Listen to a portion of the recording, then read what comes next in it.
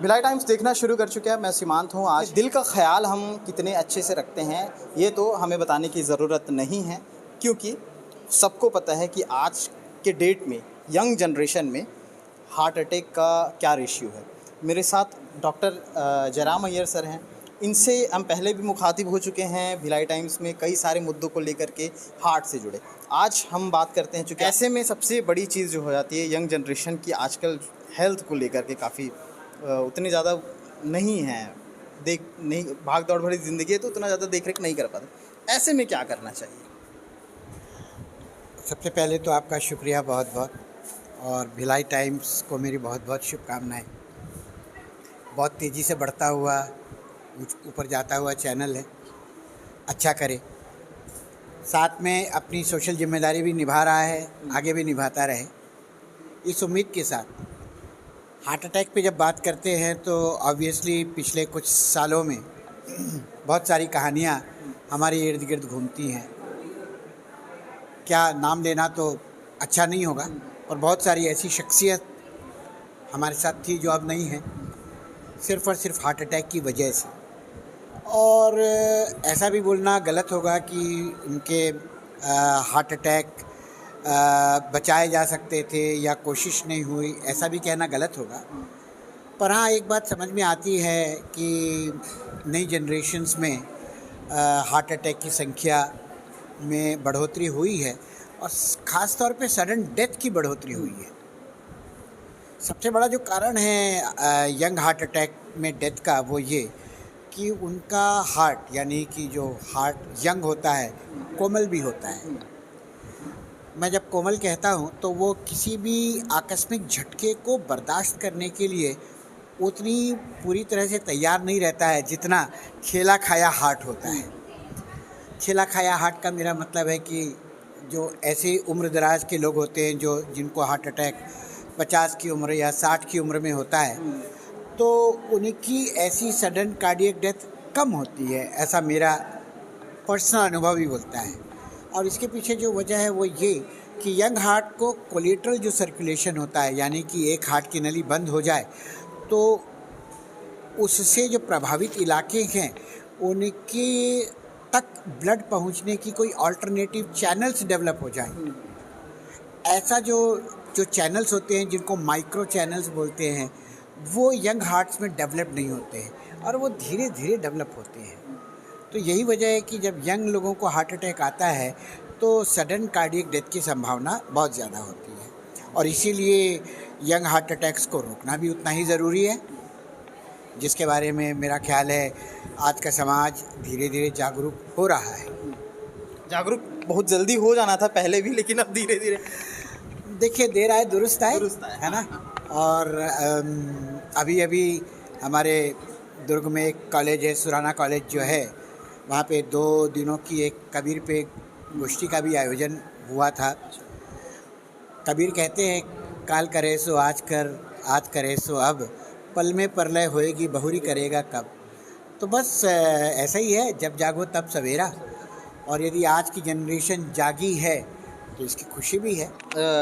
जब जागो तब सवेरा, तो आज सवेरे से ही एक एक्टिविटी देख रहा हूँ मैं। सुबह से मैं गार्डन में भी था, उसके बाद यहाँ क्या क्या कार्यक्रम हुए हैं, सारी चीज़ों को थोड़ा सा बताएंगे संक्षिप्त?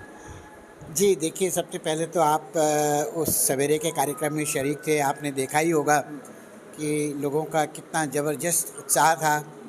हमारे साथ रोटरी इनर व्हील का भी पार्टिसिपेशन था, और वो भेलवा तालाब का जो सरदार नानक जो सागर है, वहाँ पे तो आम दिनों में भी काफ़ी भीड़ होती है, पर आज लोगों में वाकई में गजब का उत्साह था। हमारे साथ शहर के कुछ नामी प्रसिद्ध डॉक्टर भी शामिल हुए, और सब लोगों ने बहुत अच्छे से पार्टिसिपेट किया, और उसके बाद छोटे छोटे अनुभव भी शेयर हुए वहाँ पे। और सबका एक अभिमत तो था ही कि 30 मिनट की रोज़ की वॉकिंग होनी चाहिए, और चाहे वो सुबह हो या शाम हो, पर खाली पेट हो। एक और मिथ आपके ही द्वारा लोगों तक पहुंचाना चाहता हूं कि हमारे दिमाग में एक ऐसी भी बात है कि खाना खाने के बाद टहलना चाहिए, ऐसी एक धारणा भी है। पर मेरा अभिमत ये है कि खाना खाने के बाद 40 तक या 35 तक टहलें, कोई बात नहीं है, पर उसके बाद खाना खाने की बजाय खाली पेट टहलना चाहिए। खाना खाने के बाद वॉकिंग एज सच नहीं करना चाहिए। टहलने और वॉकिंग करने में फ़र्क है।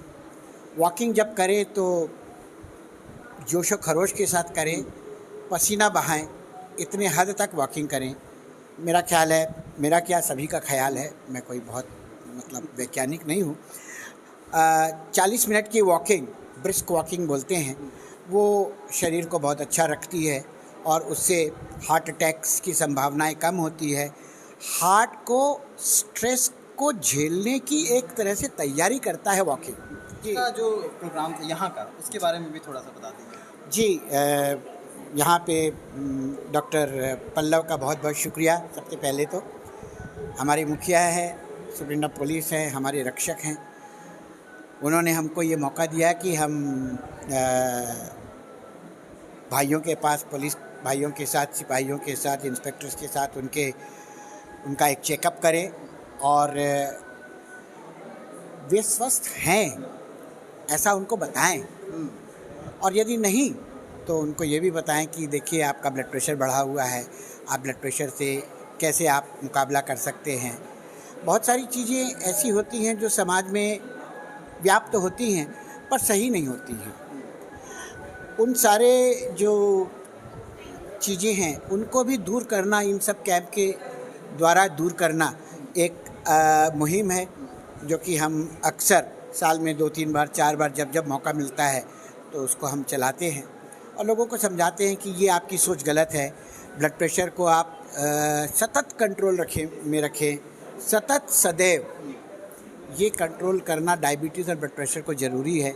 कई लोग ये सोचते हैं कि ब्लड प्रेशर की मेडिसिन की मुझे आदत हो जाएगी, अरे नहीं, अभी तो ऐसी काम चलाओ, नहीं तो आदत हो जाएगी। ठीक है, वो भी एक सोच सही है कि पहले हम लाइफस्टाइल मॉडिफिकेशन करें, पहले लाइफस्टाइल मॉडिफिकेशन के ज़रिए ब्लड प्रेशर और डायबिटीज़ को कंट्रोल करने की कोशिश करें। पर वो कोशिश कहाँ तक, किस हद तक, ये कौन तय करेगा।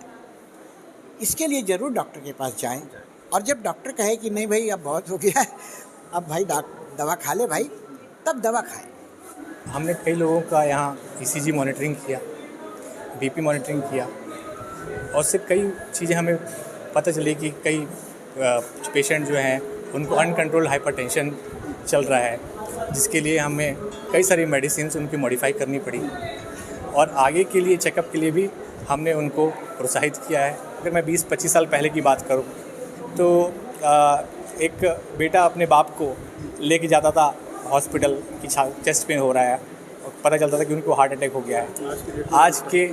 आज के टाइम में बाप अपने बच्चों को लेके जा रहे हैं कि तो ये बहुत दुखद घटना है।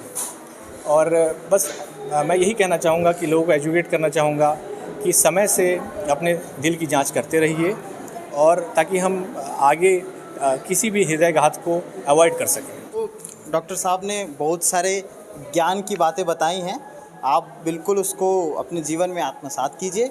और एक फिल्म का एक गाना है कि दिल का मामला है दिलबर, खलबली है दिल के अंदर। तो लगभग इस सिचुएशन में, इस समय में सभी के दिल में खलबली है, उसको आप अपने अपनी तरीके से देख सकते हैं, समझ सकते हैं और जो सर ने बताया उसको अपने जीवन में ढाल सकते हैं और डॉक्टर्स जो कहते हैं वाकई में उसे ज़रूर मानें।